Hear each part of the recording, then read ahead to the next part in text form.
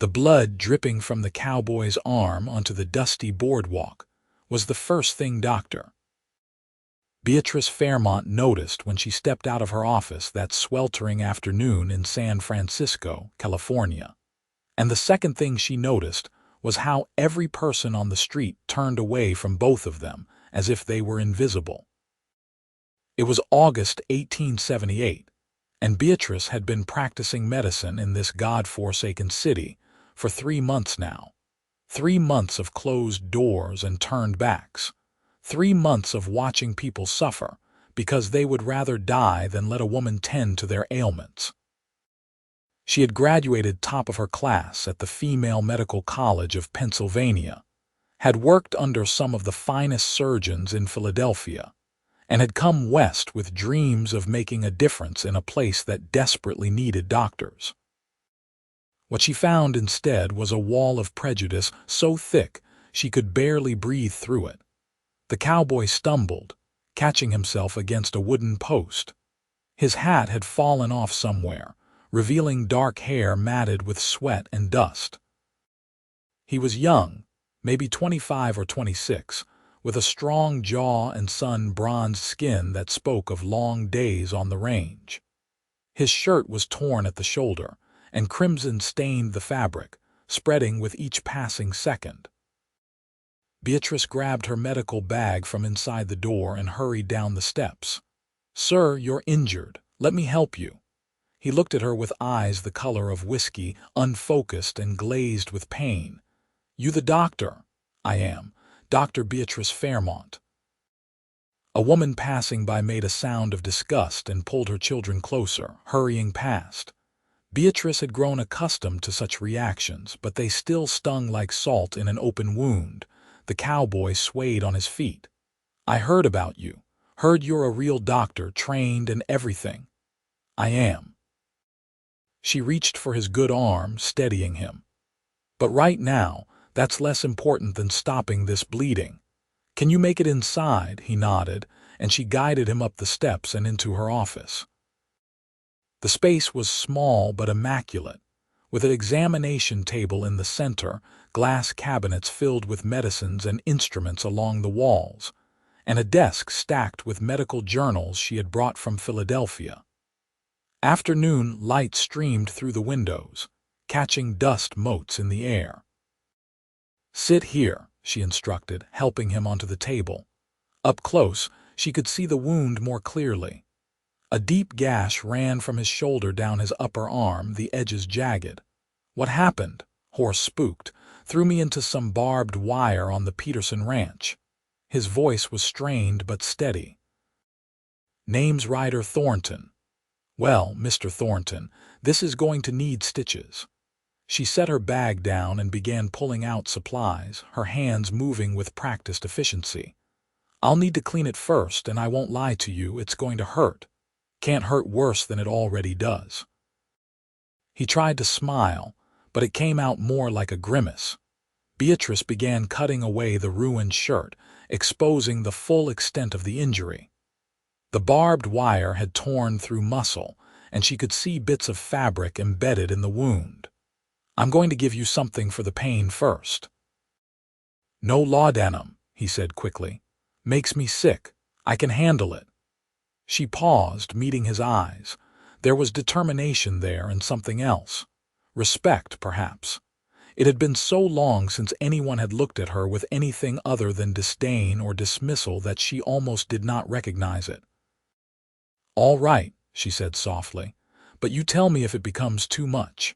She worked methodically, first cleaning the wound with carbolic acid solution.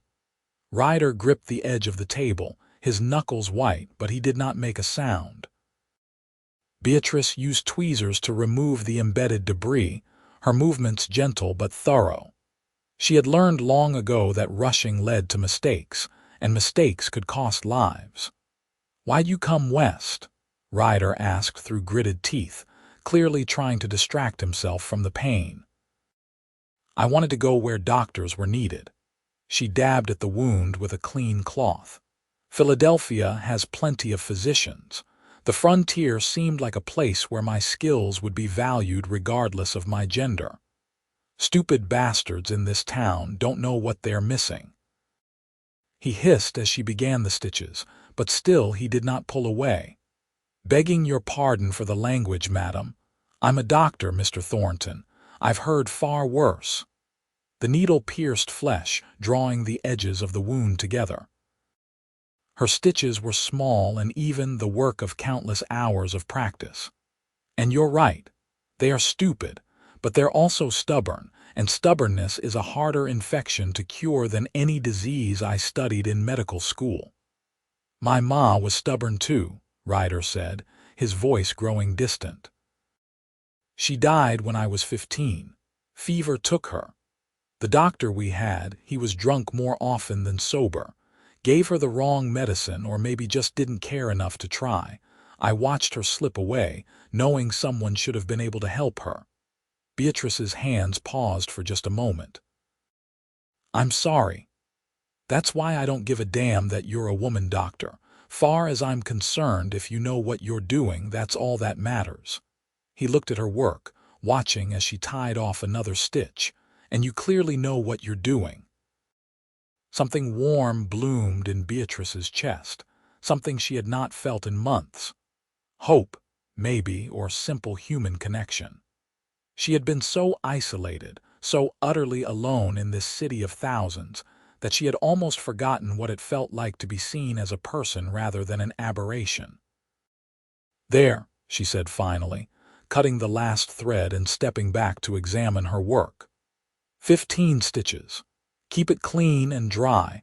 I'll give you some salve to prevent infection, and you'll need to come back in a week so I can check on the healing." Ryder looked down at his arm, flexing it carefully. The stitches held firm, the bleeding stopped. "That's fine work, Dr. Fairmont. Real fine. Thank you." She began bandaging the arm, wrapping clean white cotton around the injury. "I mean it about keeping it clean. No riding through dusty trails, no getting it wet in some saloon brawl." He laughed, then winced. "Yes, madam, I'll behave. I doubt that very much, but at least try." She secured the bandage with a pin. "That'll be $2. Ryder reached into his pocket with his good hand and pulled out some coins, counting them carefully before placing them on the table. "It's worth twice that, but this is all I've got on me right now. I'll bring you the rest when I come back." "That's fine." Beatrice swept the coins into her palm. It was the first money she had earned since arriving in San Francisco. Her savings from Philadelphia were running dangerously low, and she had begun to wonder how long she could survive without patients. "You need help getting home?" "Nah, I can manage." He slid off the table, steadying himself for a moment. "I'm staying at the boarding house on Market Street. Not far." She walked him to the door, watching as he collected his hat from where it had fallen on the floor. The sun was lower now, painting the sky in shades of orange and gold. The street was quieter, the afternoon heat driving most people indoors. "Dr. Fairmont," Ryder said, pausing on the threshold, "thank you, not just for the doctoring, but for not turning me away. I would never turn away someone who needed help." She met his eyes, and something passed between them, an understanding that went beyond words. "Take care of yourself, Mr. Thornton." "Ryder," he said. "Just Ryder." "Beatrice," she replied, surprised by her own forwardness. He smiled, a real smile this time, and it transformed his face. "Beatrice? I like that. Suits you." Then he was gone, walking carefully down the street, cradling his injured arm. Beatrice watched until he disappeared around a corner, then closed the door and leaned against it, feeling the weight of the day settle over her like a heavy blanket. For the first time in 3 months, she did not feel entirely alone. The next morning, Beatrice woke to shouting in the street. She dressed quickly and went to the window, pulling back the curtain to see a small crowd gathered outside her office below. Her stomach sank. This could not be good. She made her way downstairs and opened the door to find Mrs. Henderson, the banker's wife, leading what appeared to be a delegation of the town's most prominent women. All of them wore expressions of righteous indignation. "Dr. Fairmont, Mrs. Henderson said, her voice dripping with false sweetness. "We heard that you treated a man in your office yesterday, alone, unchaperoned." Beatrice felt her jaw tighten. "I treated a patient with a serious injury. That's my job." "It's unseemly," said another woman, Mrs. Carlton, whose husband owned the largest mercantile in town. A young, unmarried woman alone with a man behind closed doors. "What will people think?" "They should think that a doctor was performing her duties," Beatrice said, fighting to keep her voice level. Mr. Thornton was bleeding heavily. "Would you have preferred I let him die on the street to preserve some outdated notion of propriety?" "We would prefer," Mrs. Henderson said coldly, "that you leave the doctoring to men, as God intended. It's unnatural for a woman to engage in such work. And the fact that you would compromise your reputation so thoroughly only proves that you lack the moral character necessary for any respectable profession." The words struck like physical blows, but Beatrice held her ground. "My medical degree says otherwise, as does the oath I took to do no harm. Now, if you'll excuse me, I have work to do." She started to close the door, but Mrs. Carlton placed her hand against it. "Mark my words, girl, this town will not tolerate your presence much longer. You're a disgrace to your sex, and the sooner you accept that and go back to wherever you came from, the better off we'll all be." Beatrice shut the door firmly, her hands shaking with suppressed anger. Through the window, she watched the women disperse, no doubt spreading their poison throughout the town. She wanted to scream, to cry, to throw something, but instead she took a deep breath and walked to her desk, focusing on the medical journal she had been reading the night before. She would not be driven away. Not by gossip, not by prejudice, not by anything. Days passed with no patience. Beatrice spent her time studying, organizing her supplies, and taking long walks through the city to escape the suffocating confines of her empty office. San Francisco was growing rapidly, transforming from a rough mining town into a proper city, but the attitudes of its inhabitants seemed stubbornly rooted in the past. On the 5th day after treating Ryder, she returned from a walk to find him sitting on her front steps, his hat in his hands. "Ryder," she said, surprised, "is something wrong with your arm?" "No, madam, I mean Beatrice." He stood, looking uncomfortable. "The arm's healing fine. Better than fine, actually, but I heard about what happened, about those women coming here saying those things.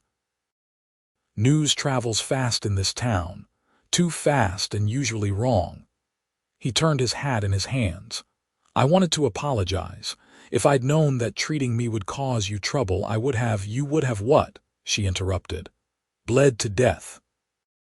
Found some other doctor who was too drunk or incompetent to help you properly." "No, Ryder, you did nothing wrong. Those women are small-minded and cruel, but that's not your fault or mine. Still," he said quietly, "I don't like the thought of making things harder for you." Something in his tone made her look at him more closely. He met her gaze, and she saw concern there, genuine worry for her well-being.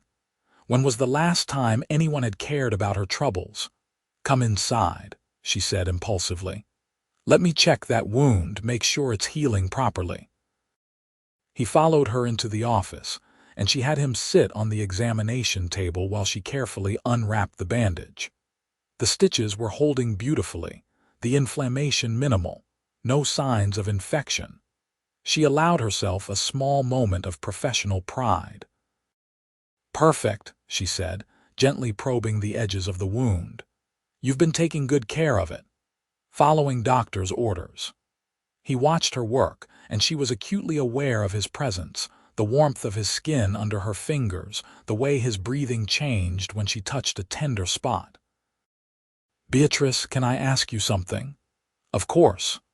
Why do you stay? I mean, this town's made it clear they don't want you here. You could go back east, set up practice somewhere more welcoming." She paused in her work, considering the question. It was one she had asked herself countless times during sleepless nights. Because if I leave, they win. Every person who ever said women aren't strong enough, smart enough, capable enough to be doctors, they all win. And I refuse to let that happen, even if it means being miserable. "I'm not miserable," she said, then reconsidered. "Well, not entirely. It's lonely and it's frustrating, and some days I wonder if I'm being stubborn for no reason. But then, I think about all the women and children who might need medical care and won't get it because the male doctors in this town are overworked or unavailable or simply don't care. I think about your mother, dying because a drunk couldn't be bothered to treat her properly. And I know I have to stay." Ryder reached out with his good hand and caught her wrist, stopping her movements. His touch was gentle but firm.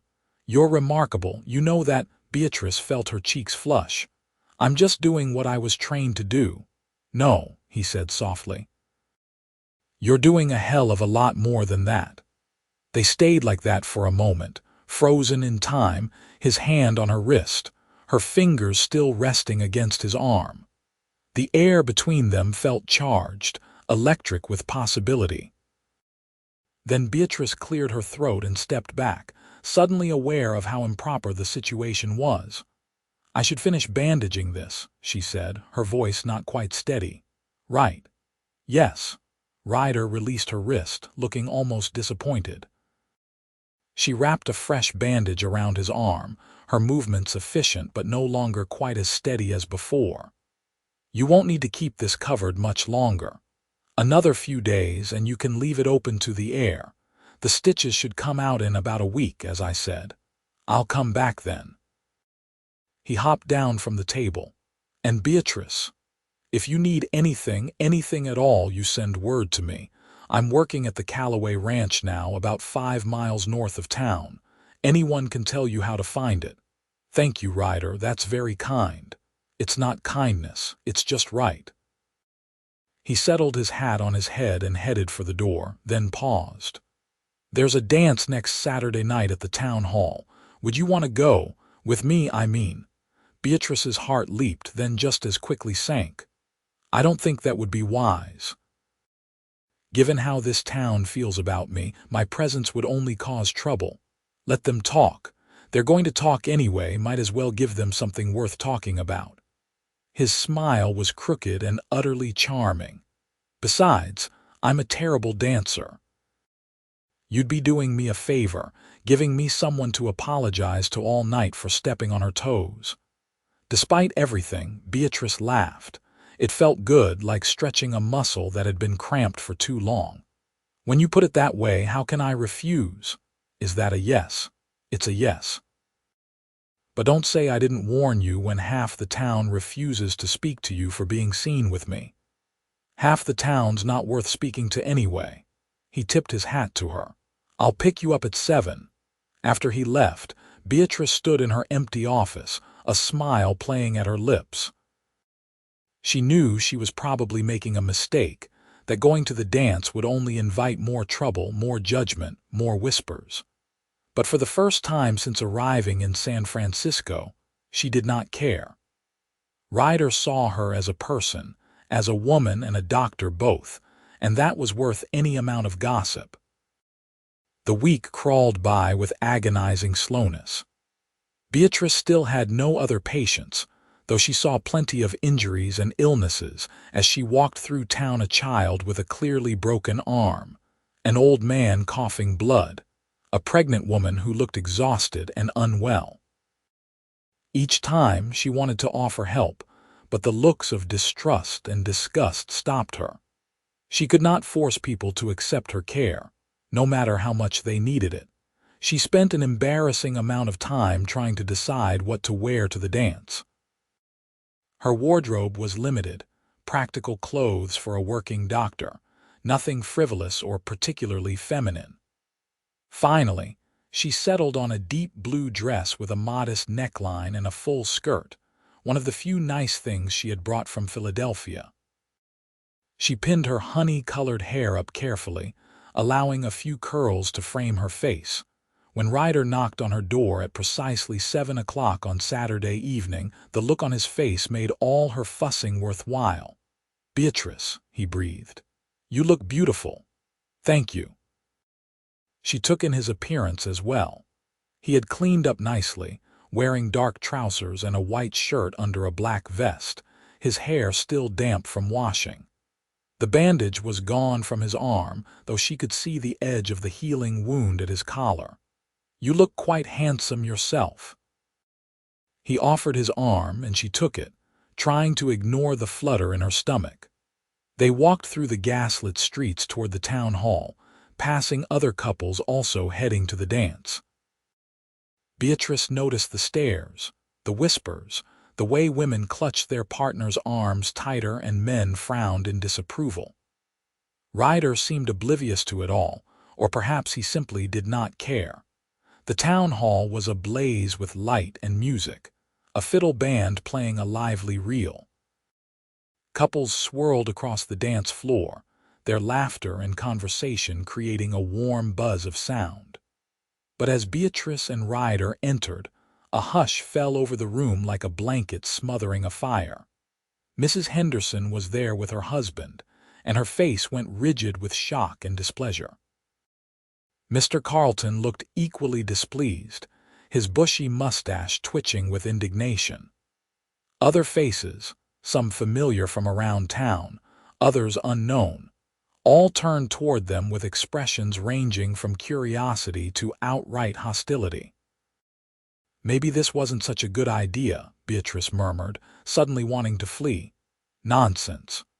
Ryder's hand covered hers where it rested on his arm. "We're here to dance, and dance we shall. Let them stare." He led her onto the floor just as the band struck up a waltz.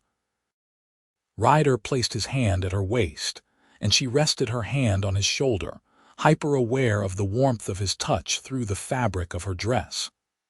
They began to move, and whatever else might be said about him, Ryder had lied about his dancing ability.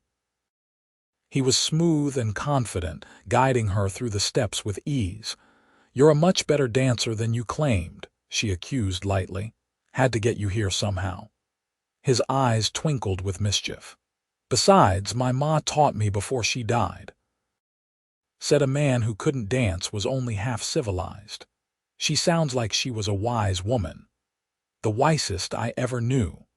Around them, other couples gradually returned to dancing, though Beatrice could feel their eyes, could hear the whispers even over the music. She tried to focus on Ryder, on the way he looked at her like she was the only person in the room, on the feel of his hand warm and steady at her waist. "Ignore them," he said softly, as if reading her thoughts. "They don't matter." "They do matter, though. These are the people I need to convince to trust me, to let me help them. Then show them you're not afraid. Show them you belong here just as much as anyone." The waltz ended, and Ryder escorted her to the refreshment table where punch was being served. As they approached, the women manning the table, Mrs. Henderson and Mrs. Carleton among them, turned away, deliberately ignoring Beatrice's presence. "Evening, ladies," Ryder said pleasantly. "2 cups of punch, please." Mrs. Henderson's lips pursed into a thin line. "I'm afraid we're only serving respectable people tonight, Mr. Thornton." The words hung in the air, sharp and cruel. Beatrice felt her cheeks burn with humiliation and anger, but before she could respond, Ryder stepped forward, his voice cold as winter steel. "Is that right?" "Well, that's interesting, seeing as how Dr. Fairmont here is one of the most respectable people I've ever met. She's educated, skilled, and dedicated to helping others. Can't say the same for some folks in this town who spend their days spreading poison and calling it righteousness." "How dare you?" Mrs. Carleton sputtered. "We are upstanding Christian women. You're small-minded gossips who wouldn't know Christian charity if it bit you on the backside." Ryder's voice carried across the room, drawing attention. This woman is a trained physician. She stitched up my arm better than any doctor in San Francisco could have done. And instead of thanking her, instead of being grateful that someone with her skills chose to come here, you treat her like dirt. You should be ashamed of yourselves." "Mr. Thornton," Mr. Henderson said, stepping forward. He was a tall man with silver hair and an air of authority that came from money and position. "I think you're forgetting yourself. Perhaps you should leave and take your companion with you." "His companion has a name," Beatrice said, finding her voice. She had been silent too long, had let others define her for too long. "I'm Dr. Beatrice Fairmont. I graduated top of my class from the Female Medical College of Pennsylvania. I've studied under some of the finest surgeons in the country. I came to San Francisco because I wanted to help people, to use my skills where they were needed. But this town has made it clear that you would rather suffer than accept help from a woman." "It's not natural," Mrs. Henderson insisted. "Women aren't meant for such work." "You're overstepping God's design." "God's design?" Beatrice stepped forward, her anger finally breaking free. "God gave me a mind and hands capable of healing. God gave me the determination to spend years studying medicine when I could have taken the easy path. And God gave me the courage to come here, knowing what I would face. If that's not God's design, then I don't know what is. But what I do know is that your prejudice, your cruelty, your absolute refusal to see beyond your narrow view of what women should be, that's not godly. That's just fear." The room had gone completely silent. Every eye was on her, and Beatrice realized she was shaking, adrenaline coursing through her veins. She had never spoken so forcefully, had always tried to be diplomatic, to not make waves. But something had broken inside her, some dam holding back months of frustration and hurt. "Come on," Ryder said quietly, touching her elbow. "Let's get out of here." They walked out of the town hall into the cool night air, leaving shocked silence in their wake. Beatrice took deep breaths, trying to calm her racing heart. She had just destroyed any chance of acceptance in this town, had burned bridges she could never rebuild. "I'm sorry," she said when they were a block away. "I shouldn't have lost my temper like that. I've made things worse." "Are you kidding?" Ryder stopped walking and turned to face her, his hands on her shoulders. "That was magnificent. You stood up for yourself, spoke the truth. There's nothing to apologize for. I just ruined any hope of building a practice here. Maybe. Or maybe you showed them you're not going to be pushed around. Either way, I'm proud of you." His hands slid down her arms, and he took her hands in his. "Beatrice, I know we haven't known each other long, but I need you to know something. I think you're the bravest, most impressive woman I've ever met. And what those people in there think doesn't change that one bit." Beatrice looked up at him, at his earnest face illuminated by moonlight and the glow from nearby windows. Her heart was still pounding, but now for an entirely different reason. "Ryder." He leaned down slowly, giving her time to pull away if she wanted. She did not want to. When his lips met hers, soft and warm and gentle, everything else faded away: the town, the gossip, the fear and frustration. There was only this moment, this man, this unexpected connection that had grown from a simple act of allowing him to be treated. When they finally broke apart, Beatrice was breathless. "That was improper," Ryder suggested with a slight smile. "Scandalous, guaranteed to give Mrs. Henderson an apoplexy if she found out. I was going to say wonderful." She squeezed his hands. "But yes, all those other things too." They walked slowly back to her office, hands linked, talking about everything and nothing.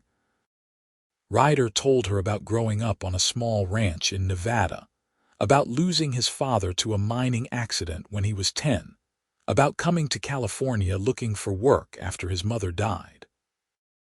Beatrice told him about growing up in Philadelphia, the daughter of a prosperous merchant who had supported her unusual ambition to become a doctor, about the struggle to be taken seriously in medical school, about the dream of making a difference that had brought her west. "What will you do now?" Ryder asked when they reached her door. "After tonight, I mean. The same thing I've been doing. I'll keep my office open, keep trying to help people who need it. I won't give up." She looked up at him. "I can't." "Good, because this town needs you whether they know it or not." He lifted her hand to his lips, kissing her knuckles. "Can I see you again? Outside of medical appointments, I mean. I'd like that." Warmth spread through her chest. "Very much. Tomorrow I have the afternoon free. We could take a ride, get out of town for a bit." "That sounds perfect." After Ryder left, Beatrice went inside and prepared for bed, but sleep was a long time coming. She kept replaying the evening in her mind, the confrontation, the things she had said, the kiss. Part of her was terrified of what tomorrow would bring, what repercussions her outburst might have. But another part felt lighter than she had in months, as if speaking her truth had lifted a weight she had not fully realized she was carrying. And then there was Ryder. She barely knew him, had met him only a week ago, yet something about him felt right in a way nothing had in a long time. He saw her, truly saw her, not as a curiosity or an aberration, but as a complete person. That alone was a gift beyond measure. The next morning brought an unexpected development. Beatrice was having her morning coffee when she heard a timid knock at her door. She opened it to find a young woman, maybe 19 or 20, holding a small child who was coughing weakly. "Dr. Fairmont," the woman said nervously. "My name is Sarah Mitchell. I heard what you said last night at the dance. My boy, Tommy, he's been sick for days, and Dr. Morrison says it's just a cold, but I think it's something worse. Could you look at him?" Beatrice felt a surge of hope so strong it almost made her dizzy. "Of course. Please come in." She examined the child carefully, noting his elevated temperature, the crackling sound in his lungs when he breathed, the pale cast to his skin. "It's pneumonia," she said finally. "Not terribly advanced, but it needs to be treated. Dr. Morrison was wrong to dismiss it." Sarah's face crumpled. "I knew it. I knew something was wrong, but he wouldn't listen to me. Said I was just a nervous mother. You were right to trust your instincts."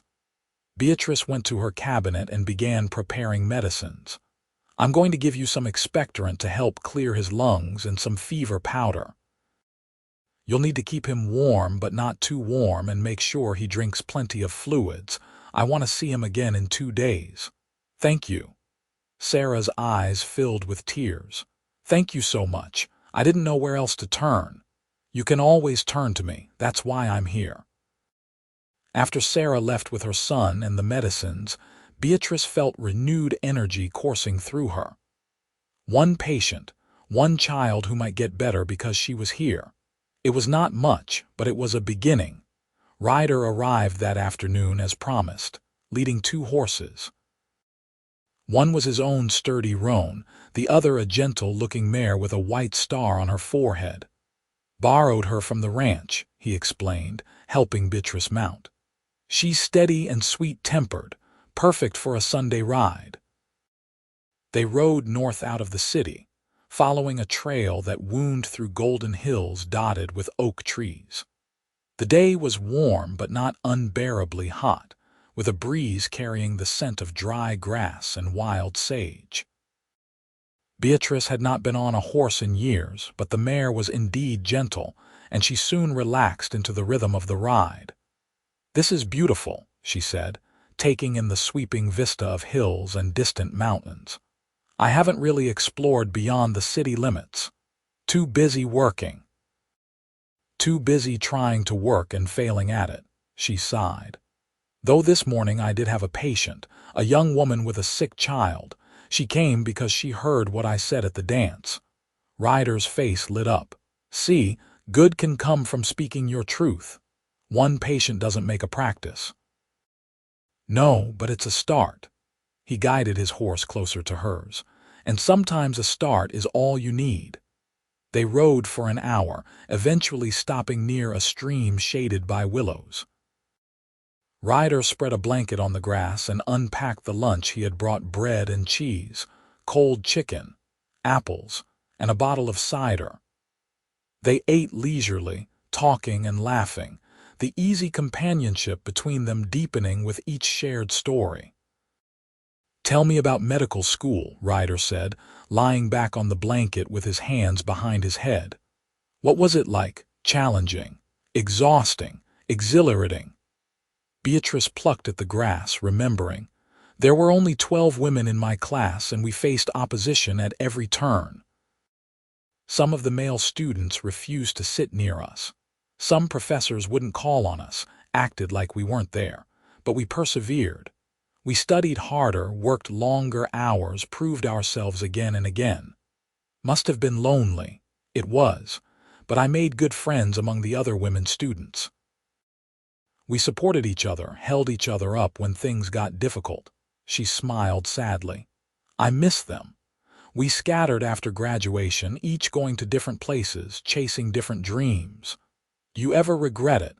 Becoming a doctor, I mean. If you'd chosen a different path, an easier path, you'd face a lot less opposition." Beatrice considered the question carefully. "No, I don't regret it. Even on the hardest days, even when I'm sitting alone in my office with no patience and no hope, I don't regret it. This is who I'm meant to be." "The struggle doesn't change that."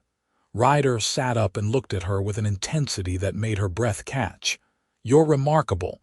I keep saying that, but it's true. I've never met anyone like you." "I could say the same about you." She met his eyes.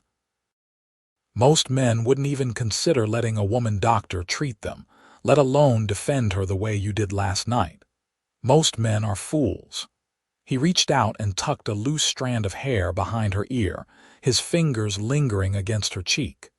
"Can I kiss you again?" Instead of answering, Beatrice leaned forward and pressed her lips to his. This kiss was different from the first, deeper, more urgent, full of unspoken longing. Ryder's arms came around her, pulling her close, and she melted into his embrace, her hands fisting in his shirt. When they finally broke apart, both breathing hard, Ryder rested his forehead against hers. "Beatrice, I know this is fast, we barely know each other, but I can't stop thinking about you, can't stop wanting to see you, talk to you, be near you." "I feel the same way." Her heart was racing. "It terrifies me how much I feel after such a short time. It doesn't make sense. Maybe it doesn't have to make sense." He kissed her forehead, her temple, the corner of her mouth. "Maybe some things just are." They stayed by the stream for hours, talking and kissing and dreaming about possibilities. For the first time since coming to San Francisco, Beatrice felt genuinely happy, not just determined or resolved, but truly content. Whatever challenges lay ahead, she would face them knowing she was not alone. The next week brought changes, small but significant. Sarah Mitchell's son improved rapidly under Beatrice's care, and Sarah told her friends, who told their friends. 2 more patients came: a man with a badly infected cut on his hand, a teenage girl with terrible stomach pains that turned out to be appendicitis. Beatrice performed the surgery in her office, working through the night with only a lamp for light, removing the inflamed appendix before it could rupture. The girl survived, and word spread further. Ryder came by every day, sometimes with a legitimate reason like checking on his healing wound, other times just to see her, to bring her lunch or walk with her through the city. They stole kisses in quiet moments, held hands when no one was watching, built something precious and fragile between them. But not everyone was pleased with these developments. Dr. Morrison, the most prominent physician in San Francisco, arrived at Beatrice's office one afternoon with fire in his eyes. "Dr. Fairmont," he said coldly, not bothering with pleasantries. "We need to talk." Beatrice gestured him inside, though she knew this conversation would not be pleasant. Morrison was in his 50s, portly and pompous, with the kind of arrogance that came from years of unchallenged authority. "You're stealing my patience," he said without preamble. "That Mitchell woman and her brat should have remained under my care.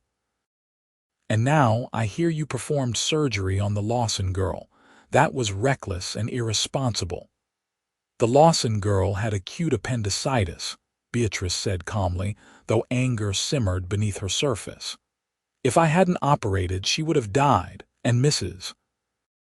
Mitchell's son had pneumonia, which you diagnosed as a simple cold. My treatments were appropriate and effective." "You're a woman," Morrison spat. "You have no business practicing medicine. Your presence here is a travesty, an insult to every legitimately trained physician." "I am legitimately trained.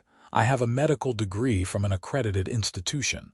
I've studied the same texts, learned the same procedures, taken the same oath you did. From a women's college." He said it like a curse.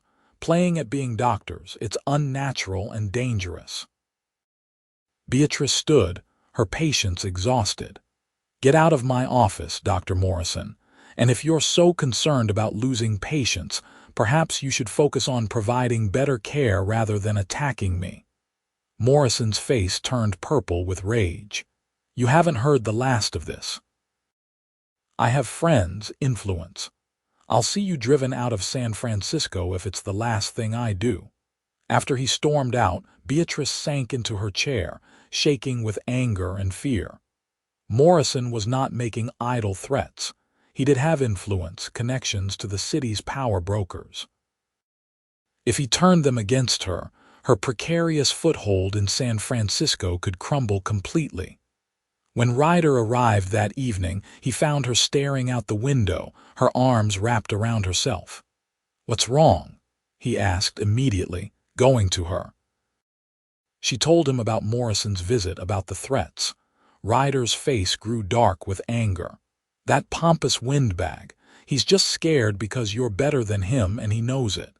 He can make things very difficult for me, Ryder. He has power I don't have.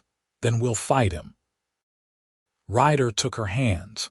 "You're not alone in this, Beatrice. I'm with you, and there are others, good people who respect what you're doing. We'll stand together. I don't want you to jeopardize yourself for me. Too late. I'm already in this and I'm not going anywhere." He pulled her into his arms and she rested her head against his chest, drawing strength from his solid presence. "We'll get through this. I promise." But Morrison's threats were not empty words. The next day, the landlord who owned Beatrice's building paid her a visit. He was apologetic but firm. He had received pressure from several prominent citizens to evict her, and he could not afford to ignore them. She had 1 month to vacate. The news was devastating. Beatrice had spent her limited funds setting up her practice, buying instruments and medicines. She could not afford to start over somewhere else, and even if she could, would she face the same prejudice in another town? "Move in with me," Ryder said when she told him. They were sitting in her office, her head in her hands, despair washing over her in waves. She looked up. "What?" "Move in with me. I know it's improper, I know it's scandalous, but I don't care. We could get married first if you want, make it respectable. Ryder, we've known each other less than a month. I know, and I know what I'm asking is crazy, but Beatrice, I love you." The words hung in the air between them, stark and beautiful. "I love you, and I don't want to lose you. If you leave San Francisco, I'm coming with you. If you stay, I want to be by your side. Either way, I want to be with you." Tears spilled down Beatrice's cheeks. "You love me, completely." "Utterly. Since the moment you opened your door and decided to help a bleeding stranger, no questions asked." He wiped away her tears with his thumbs. "I know you might not feel the same way yet. I know I'm rushing things. But I wanted you to know, whatever happens, you're not facing it alone." "I do feel the same way." The words tumbled out, urgent and true. "I love you too, Ryder. It's insane and illogical and completely overwhelming, but I love you." He kissed her then, deep and passionate, and Beatrice kissed him back with everything she had. When they broke apart, both were breathless and laughing through their tears. "Marry me," Ryder said. "For real. Not just to make things respectable, but because I want to spend my life with you. I want to wake up next to you every morning. I want to support your work, fight your battles, share your triumphs. Say yes." Beatrice thought of all the reasons she should say no. They barely knew each other. Her career was in shambles. Their future was uncertain at best. But then she looked into his eyes and saw only love, pure and unwavering. "Yes," she whispered. "Yes, I'll marry you." They wed 3 days later in a simple ceremony performed by a circuit judge who happened to be passing through San Francisco. Sarah Mitchell and her husband served as witnesses, along with 2 of the ranch hands Ryder worked with. There were no flowers, no fancy dress, no celebration. But when the judge pronounced them husband and wife and Ryder kissed her, Beatrice felt a joy so complete it took her breath away. The practical arrangements came next. Ryder had been living in the bunkhouse at the Calloway Ranch, but Mr. Calloway, a gruff but fair man, offered them the use of a small cabin on the property. It was rustic, just 2 rooms and a loft, but it was clean and sturdy, with a stone fireplace and windows that let in the morning sun. "What about your practice?" Ryder asked as they moved Beatrice's belongings. "You can't give up on medicine. I don't know what to do." She looked at her instruments, her medicines, all packed carefully in crates. "Without an office, without the town's support, how can I practice? Set up here." "Use the cabin. People can come to you." "People won't come all the way out here, Ryder, and besides, we need this space to live in. Then we'll figure something else out." He pulled her close. "I refuse to believe you spent all those years training just to be defeated by a bunch of small-minded bigots." The answer came from an unexpected source. A week after their marriage, a Chinese man arrived at the cabin, leading a horse with an elderly woman slumped in the saddle. The woman was clearly in distress, her face gray with pain. "Please," the man said in accented but clear English. "My mother. She is very sick. The doctor in Chinatown, he cannot help her. Someone said there is a woman doctor out here who is good, who helped the Mitchell boy. Please, will you see her?" Beatrice did not hesitate. She helped the woman down from the horse and into the cabin, gently examining her. The diagnosis was clear gallstones, causing severe pain and fever. Surgery was possible but risky, especially given the woman's age and weakened condition. Through her son translating, Beatrice explained the situation. The woman, whose name was Lai Wai, listened carefully, then spoke in rapid Chinese. "She says she trusts you," the son translated. "She says your hands are gentle and your eyes are kind. She asks you to try to help her." Beatrice operated that night on her own kitchen table, with Ryder assisting and the son holding a lamp for light. It was difficult, delicate work, but her training held true. She removed the stones, cleaned the infection, stitched the incision with care. When it was done, she was exhausted but cautiously hopeful. Lai Wai recovered slowly but steadily under Beatrice's care. Her son, whose name was Chen, stayed at the ranch, camping nearby and coming each day to check on his mother. He brought food as payment: dumplings and rice, dishes Beatrice had never tasted before but which were delicious.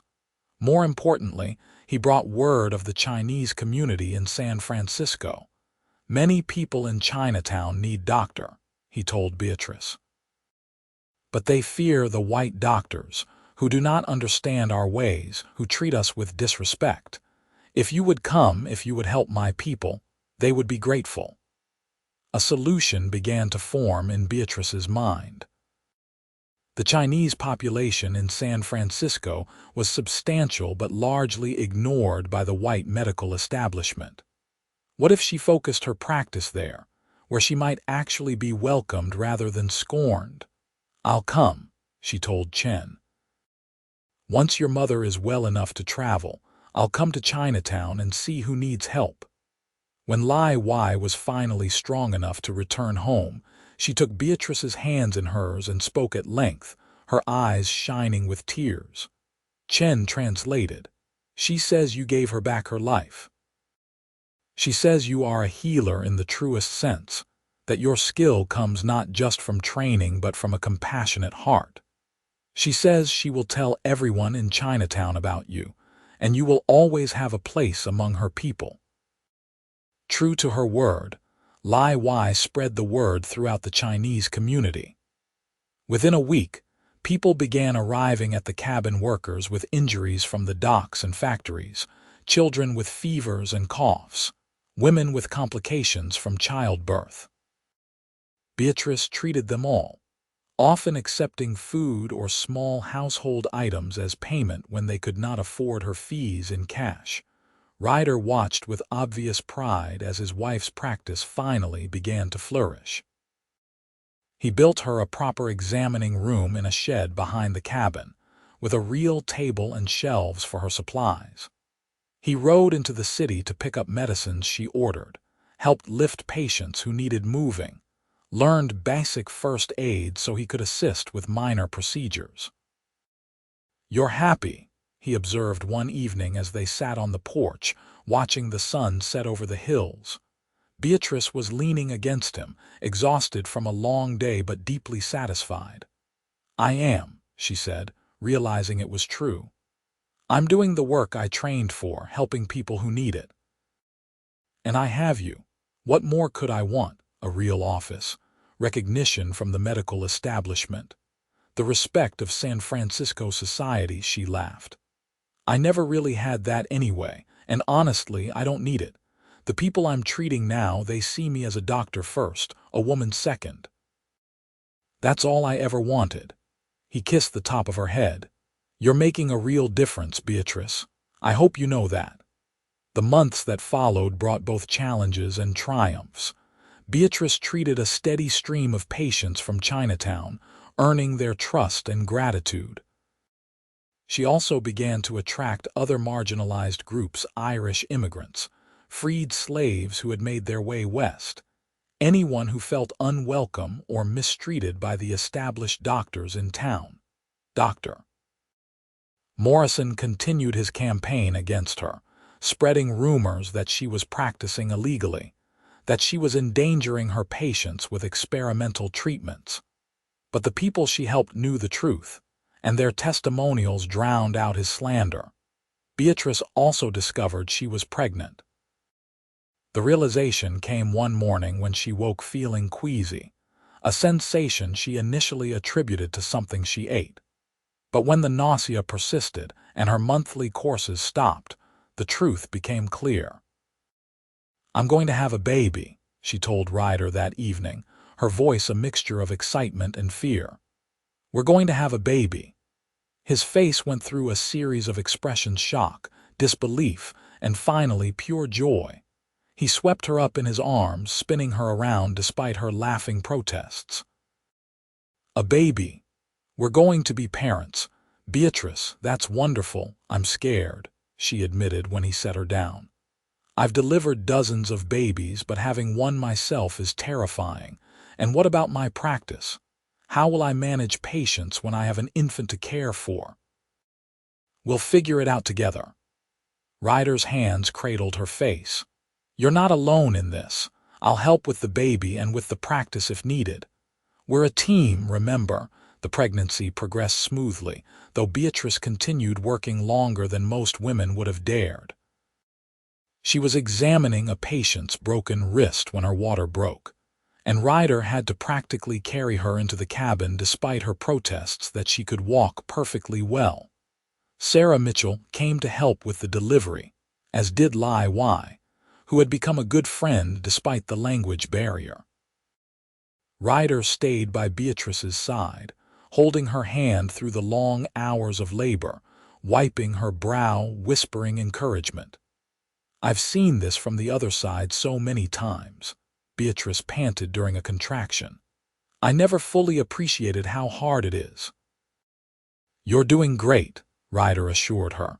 "So strong. Just keep breathing." Their son was born just after dawn on a clear spring morning in 1879. He came into the world squalling and red-faced, a healthy weight with a full head of dark hair. Ryder cut the cord with shaking hands, tears streaming down his face while Beatrice held their child and wept with joy and exhaustion. "What should we name him?" Ryder asked, gazing down at the baby with wonder. "William," Beatrice said softly. "After my father, William Thornton. It's perfect." "He's perfect." The early weeks of motherhood were harder than Beatrice had anticipated. William was colicky and fussy, seeming to cry all night and sleep only when she desperately needed to rest. She was torn between her duties as a mother and her calling as a doctor, feeling like she was failing at both. "You're being too hard on yourself," Ryder said one night, taking the crying baby so Beatrice could get a few hours of sleep. "You're an amazing mother and an amazing doctor. You don't have to be perfect at everything." "But I want to be," she said, tears of frustration and exhaustion streaming down her face. "I want to prove that women can do it all, can have careers and families both. You are proving that, every single day." He rocked William gently, and miraculously, the baby began to settle. "But you're also human. You need rest, you need help. Let me shoulder more of the burden." Gradually, they found their rhythm. Ryder took over more of the household duties, cooking meals and cleaning while Beatrice nursed William and saw patients. Lai Wai and several other women from Chinatown formed an informal support network, taking turns watching William when Beatrice had complicated cases that required her full attention. When William was 6 months old, Chen approached Beatrice with a proposal. "My people want to build you a proper clinic in Chinatown," he said. "A place where you can see patients with rooms for surgery and recovery. We will raise the money together, everyone contributing what they can." Beatrice was overwhelmed by the generosity. "Chen, I can't ask you to do that." "You are not asking. We are offering. You have done so much for us, saved so many lives. This is how we show our gratitude." The clinic was built over the next several months, a modest wooden structure with clean white walls and large windows for light. It had a waiting room, 2 examination rooms, a small surgery, and living quarters in the back where Beatrice could rest between patients or stay overnight when needed. The Chinese community celebrated its opening with a festival, and Beatrice was moved to tears by the outpouring of support. "This is more than I ever dreamed of," she told Ryder as they surveyed the clinic on its first day. William was strapped to her chest in a sling, sleeping peacefully. "A real practice, real facilities, people who trust me and value my work." "You earned every bit of it," Ryder said, his arm around her shoulders. "And this is just the beginning. Who knows what else you'll accomplish?" News of the clinic spread beyond Chinatown. Other marginalized communities began seeking out Beatrice's care. She treated Irish dock workers, Mexican farmhands, freed slaves, and even some white women who preferred a female doctor despite the social stigma. Her days were long and often exhausting, but she had never felt more fulfilled. Dr. Morrison made one last attempt to shut her down, filing a formal complaint with the city medical board claiming she was practicing without proper credentials. But Beatrice had kept meticulous records of her education and training, and she presented them with quiet confidence at the hearing. Moreover, dozens of her patients showed up to testify on her behalf, speaking passionately about how she had helped them when no one else would. The board dismissed Morrison's complaint, and in doing so, effectively legitimized Beatrice's practice. She was now officially recognized as a physician in San Francisco, the first woman to achieve such status in California. The years passed in a blur of activity and love. William grew into a curious, energetic toddler, often helping his mother by solemnly handing her instruments during examinations. Beatrice gave birth to a daughter when William was 3, a tiny girl with her father's whiskey-colored eyes whom they named Catherine after Ryder's mother. The clinic expanded, and Beatrice trained 2 younger women who wanted to follow in her footsteps, sharing her knowledge generously. She published papers in medical journals, describing innovative techniques she had developed for treating specific conditions. Her reputation grew, not just in San Francisco but throughout California and beyond. But through it all, the center of her world remained Ryder and their children. Every evening, no matter how busy her day had been, she made time to sit with her family, to hear about Ryder's work on the ranch, to play with William and Catherine, to remember what truly mattered. "You ever miss Philadelphia?" Ryder asked one night as they lay in bed, Catherine asleep between them and William in his own small bed across the room. "The life you might have had there, not even a little bit." Beatrice traced patterns on his chest. "Coming to San Francisco was the best decision I ever made. Even with all the struggles, all the prejudice and hardship, I wouldn't change anything, because it led me to you, to this life we've built together." "I love you," Ryder said, kissing her softly. "More every day if that's possible." "It's possible," she whispered. "I know because I feel the same way." When William was 8 and Catherine was 5, the city of San Francisco formally apologized to Beatrice for the treatment she had endured when she first arrived. The mayor presented her with a proclamation honoring her contributions to public health and thanking her for her service to the community. Mrs. Henderson and Mrs. Carlton were in attendance, looking distinctly uncomfortable but offering stiff congratulations. "How does it feel?" Ryder asked afterward as they walked home with the proclamation framed under his arm. "Vindicating," Beatrice admitted, "but also strange. I stopped caring what most of these people thought years ago. The apology is nice, but it doesn't change the past." "No, but it might change the future. For other women doctors who come after you, who won't have to face what you faced. I hope so. I hope I've made things even a little bit easier for the next generation." She had. Over the following years, 3 more women opened medical practices in San Francisco, and while they still faced prejudice, it was nothing compared to what Beatrice had endured. She mentored them all, offering advice and support, creating a network of female physicians who looked out for each other. Beatrice and Ryder's love deepened with time, maturing from the intense passion of their early days into something richer and more complex. They still stole kisses in quiet moments, still held hands as they walked. But now those gestures carried the weight of shared history, of battles fought and won together, of a partnership forged in fire and tempered by time.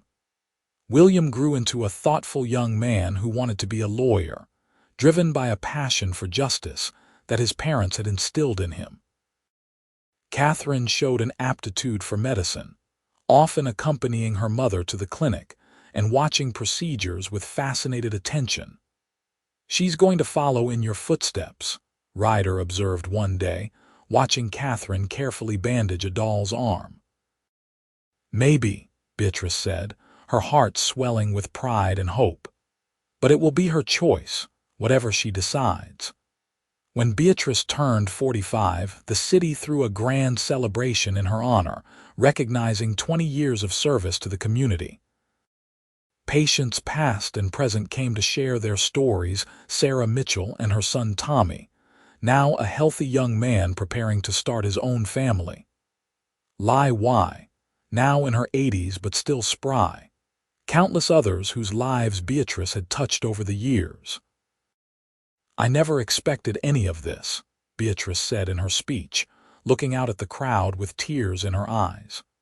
When I came to San Francisco in 1878, I was young and naive, convinced that my medical degree would be enough to overcome prejudice. I learned quickly how wrong I was. But I also learned that perseverance matters, that courage matters, that refusing to give up in the face of adversity matters. And I learned that love, the love of a good man, the love of true friends, the love of a community that eventually learned to accept me, can overcome any obstacle. She looked at Ryder, standing at the edge of the crowd with William and Catherine beside him, and her voice softened.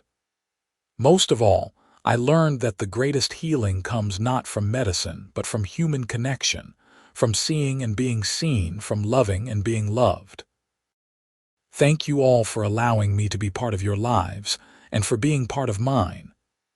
The applause was thunderous, but Beatrice barely heard it. She only had eyes for her family, for the man who had believed in her when no one else would, for the children who represented their hopes and dreams made flesh.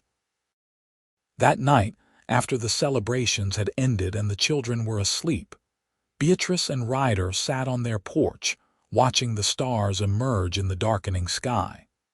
They were older now, their hair touched with gray, their faces lined with the marks of years well lived. But when Ryder took her hand, Beatrice felt the same flutter she had felt on that first night when he kissed her in the moonlight. 20 years, Ryder mused. Sometimes it feels like a lifetime, and sometimes it feels like yesterday. Both, Beatrice agreed. It's been a good life, hasn't it? The best. He brought her hand to his lips. You've accomplished so much, Beatrice, changed so many lives. I'm in awe of you. We accomplished it together. I couldn't have done any of it without you. She leaned her head on his shoulder. You were the first person in this city to see me, really see me. You gave me hope when I had none. You loved me when I felt unlovable. Everything good in my life traces back to that day you walked into my office with blood dripping from your arm. Best injury I ever had. He laughed softly. Though I'll admit I was terrified, not of you but of letting you treat me, of what people would say. But the moment I looked into your eyes, I knew you were the real thing, a true healer. And I knew you were a good man, brave and kind and true. She turned to kiss him, slow and sweet. I love you, Ryder Thornton. I will love you until my last breath. And I love you, Beatrice Fairmont Thornton, my brilliant, beautiful, unbreakable wife. They sat in comfortable silence, hands intertwined, watching the night deepen around them.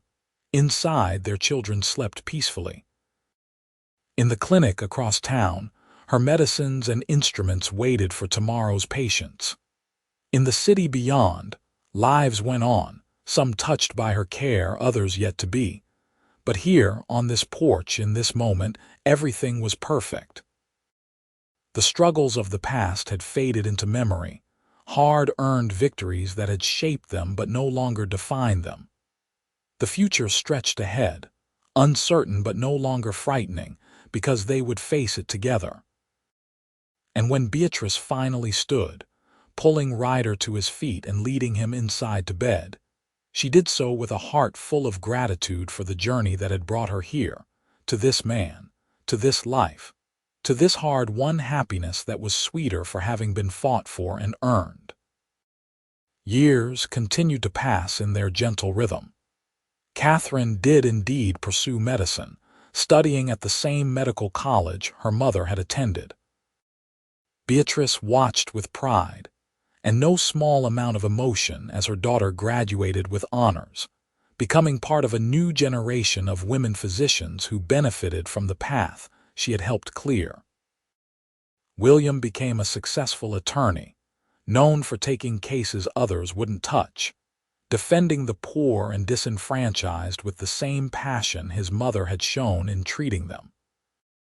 He married a school teacher, a quiet woman named Elizabeth who shared his commitment to justice, and they gave Beatrice and Ryder their first grandchildren, twin boys with mischievous smiles and endless energy. Catherine married later, choosing a fellow physician, a kind man named Daniel who treated her as an equal partner in both practice and life. They opened a joint clinic in Sacramento, carrying on Beatrice's legacy in a new city. As Beatrice entered her 60s, she began to slow down, though she never fully retired. She reduced her hours at the clinic, training younger doctors to take over most of the daily work while she focused on the most complicated cases and on teaching.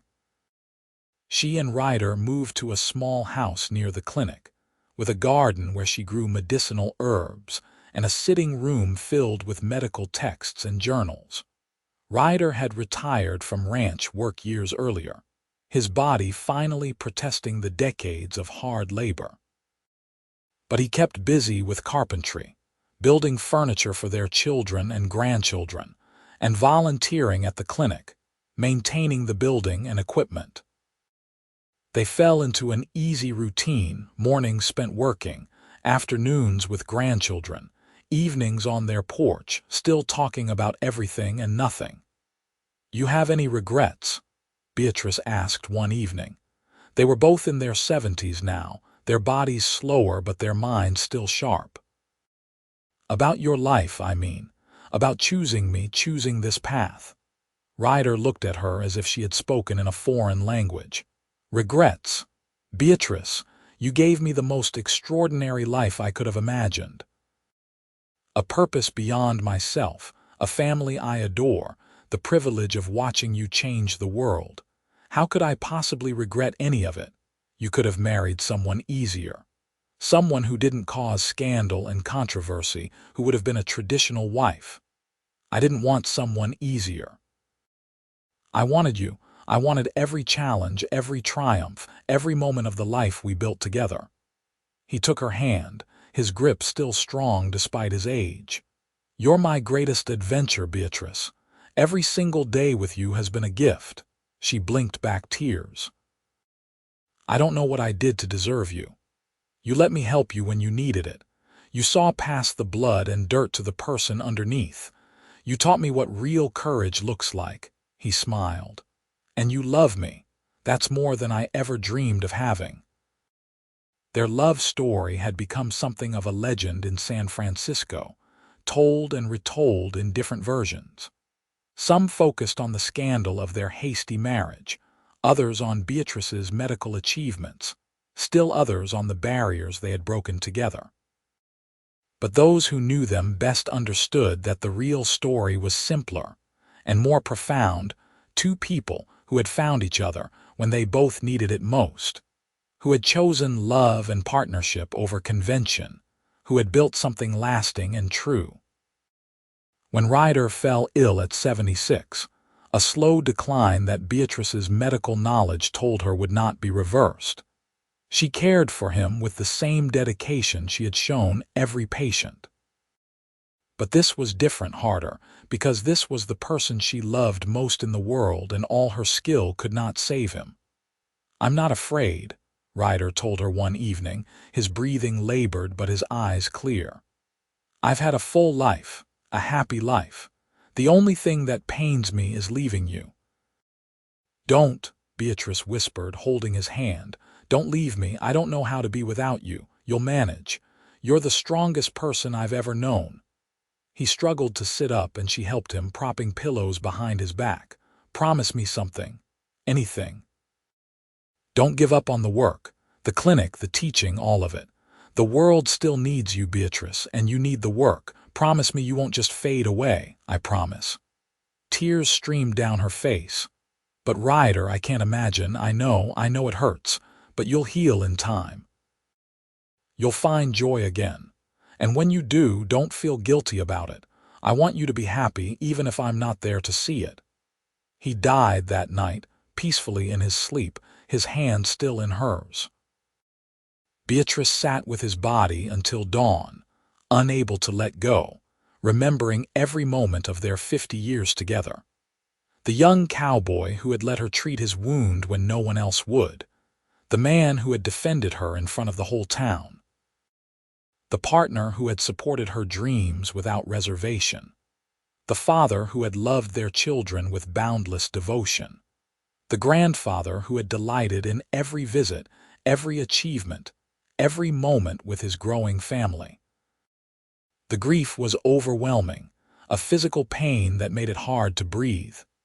But true to her promise, Beatrice did not give up. She returned to the clinic after a period of mourning, threw herself into her work, found comfort in helping others. Her children and grandchildren rallied around her, making sure she was never alone for long. And slowly, painfully, she learned to live in a world without Ryder. She kept his picture on her desk, talked to him sometimes when she was alone, felt his presence in the house they had shared for so many years. The grief never fully left, but it became bearable, a bittersweet ache that reminded her of how much she had loved and been loved. She continued working into her 80s, finally retiring fully at 84 when her hands became too unsteady for surgery. By then, there were dozens of women physicians in California, many of whom credited Beatrice as their inspiration. The Female Medical College in San Francisco, named in her honor, graduated a new class each year, young women ready to carry the torch forward. On her 90th birthday, the city threw one last celebration. Beatrice sat in a wheelchair now, her body frail but her mind still sharp, surrounded by children, grandchildren, and great-grandchildren. Catherine gave a speech about her mother's legacy, her voice thick with emotion. William read a proclamation from the governor, declaring the day Beatrice Fairmont Thornton Day throughout California. "I never set out to be a pioneer," Beatrice said when it was her turn to speak, her voice soft but clear. "I just wanted to be a doctor to help people, to use the gifts I'd been given. But I learned that sometimes just being yourself, just refusing to accept other people's limitations, can change the world. And I learned that love, true, deep, unconditional love, can make any burden bearable, any dream achievable." She looked at the crowd, at the sea of faces both familiar and unknown. "Ryder Thornton let me treat his wound when no one else would give me a chance." That single act of faith changed both our lives.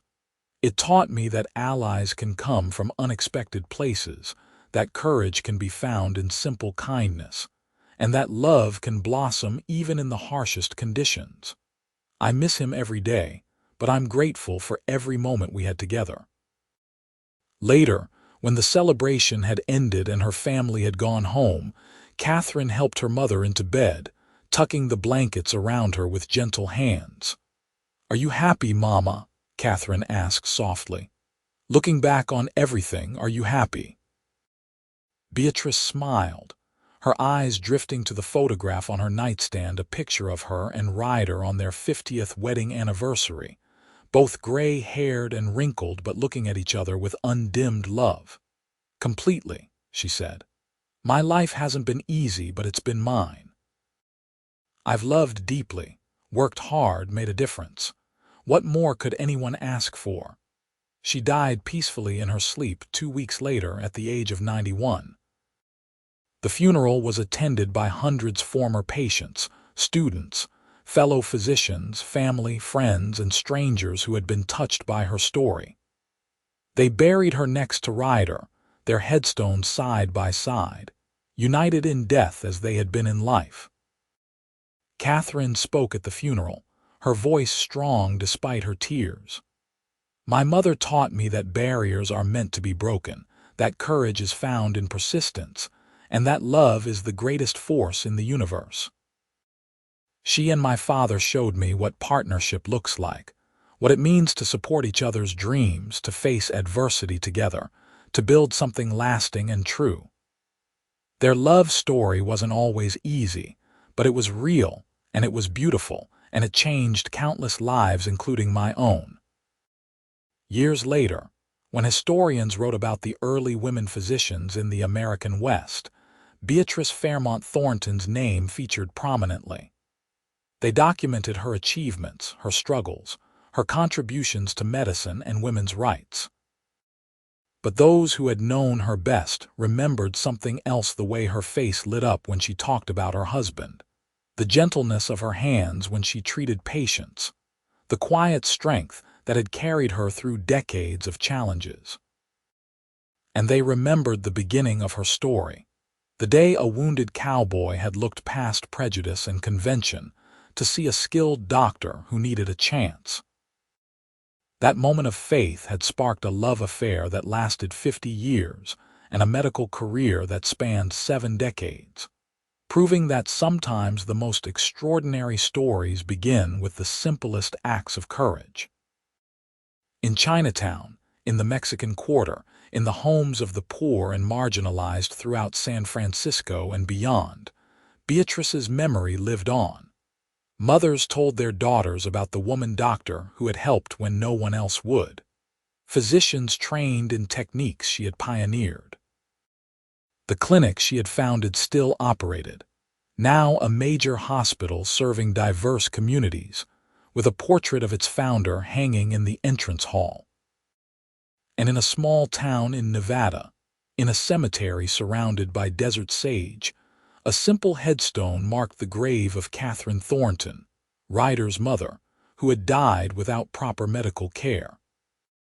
Catherine Fairmont Thornton, named for that grandmother she had never met, made sure that grave was tended, that flowers were planted, that the woman who had instilled courage and dignity in her son was not forgotten. The cycle was complete. From tragedy had come determination. From determination had come love. From love had come family. From family had come legacy.